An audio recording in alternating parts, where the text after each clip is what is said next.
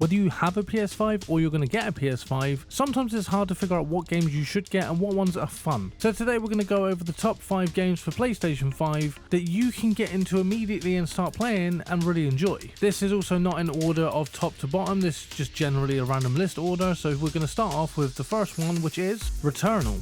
So the best way to describe Returnal is basically Dark Souls with guns. Generally the idea of this game is that you go into it, you go through attacking as many enemies and getting as far as you can through the level, and then when you die, you restart again and you lose everything.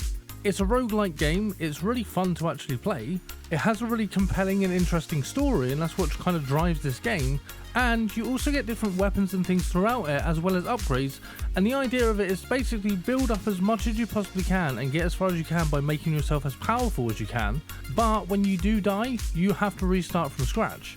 There are certain upgrades that you will get throughout this game which will allow you to essentially keep certain things, and these are more permanent unlocks, but otherwise you're just restarting from scratch over and over and over again until eventually you get to the end of the game and you complete it. It's good, it's fun, it's interesting, and it's also great if you like to punish yourself. Next up, and you cannot do a list of top 5 PlayStation games without Astrobot. Astrobot is just a fun, whimsical game that everyone loves so far, so there's absolutely no reason why you wouldn't love it. You play as Astro and you basically have to just save all of the other robots, and that's essentially the game. You run around with different mechanics and different things going on, and essentially every level in this game is just a new different type of level. It has different game mechanics and different power-ups that you get on each level, and it's just generally a fun game, and it's good to play if you enjoy more arcadey, light-hearted games. And if you're into the more hardcore stuff of it, you can do the speedrun stuff when you completed the game. Generally it's speedruns, it's against the clock, and if you die you have to restart again from the start, and it is freaking annoying. But there are challenges as well in the game which also make it very hard, and if you die you have to start again. So you got the normal levels that you can go through and enjoy and have fun, and then you have the speedrun stuff which is just there for you to kind of brag essentially. Next up on the list we have God of War and Ragnarok. Now this can be said, God of War and God of War Ragnarok are both absolutely amazing games, and you don't necessarily need to play one to get into the other one if you don't want to, if you just want to enjoy the game, but story wise you have to play one to play the other one. And it's worth it as well, because even though God of War is an older game, it is still really fun to play now, and it has the same kind of mechanics that just get built upon in Ragnarok. So in this game you play as Kratos, who's the God of War, and you also have certain parts of the game where you will play as Atreus, his son, and there's slightly different mechanics between the two characters when you play as each one of them. Like for example, Kratos has got a massive axe that he throws, but also as you progress through the levels and through the game you will get different types of weapons. When you play as Atreus you have a bow and arrow. Generally speaking, when you get into Ragnarok, you'll find that all of your powers and everything just get more powerful and build upon the previous mechanics of the previous game, so it's great to play both of these games back to back.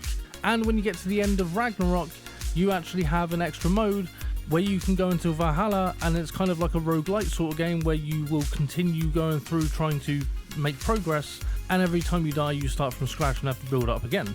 Overall, this is an absolutely amazing game to play. It's kind of Souls-like in the way that you play it, and it's harder to beat enemies, but it's not as hard as a Dark Souls game, so if you don't like Dark Souls games, you could still enjoy this game, because I do, and I hate Dark Souls games because I'm trash at them. Also, we are 4 minutes into the video and you're still here, so why don't you hit that subscribe button and hit the like button, because it's free for you to do so, and it tells me you like my content so I can do more of it. Next on the list we have The Last of Us, both parts of this to be fair. The Last of Us Part 1 is a really good game, and it solidifies kind of the story and puts everything in place.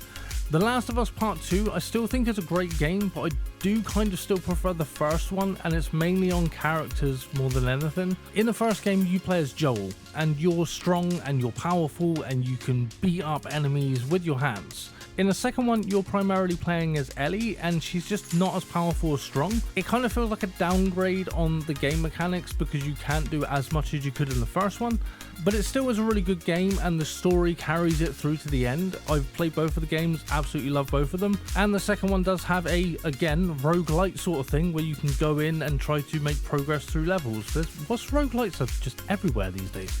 And finally, we get into Death Stranding 2. There's a lot of things you have to do, like managing the weight of the things that you're carrying, planning your journey, planning your routes. And the first game was really good, but in this one, they actually give you the ability to use the map to plot your route and set down markers, which makes it a lot easier for you to travel from A to B. You also have the ability to get vehicles, and also you share in the world with other players. So you don't see other players in the game, but what you do see is things that they've built.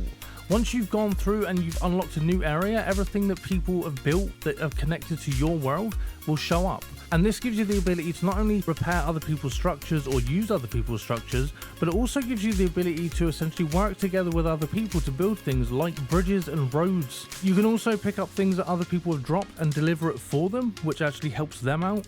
It's just 100% co-op in a way that you don't ever see anyone else, but you will help each other out.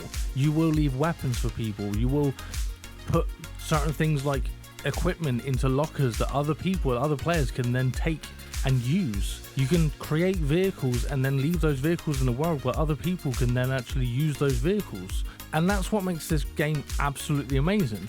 It is a massively well-constructed, awesome game from Hideo Kojima that encompasses this idea of working with people without necessarily knowing them. And that's what Sam, the main character, is doing. He's helping people out without even knowing them. And it passes that through to the player with what you do in the game world to help other players without even knowing who they are.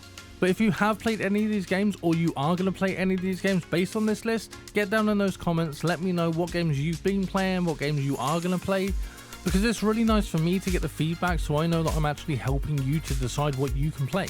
And if you get those games and you enjoy them, let me know that you enjoy them so I know that I got it right. It helps me to improve as a channel and as a person.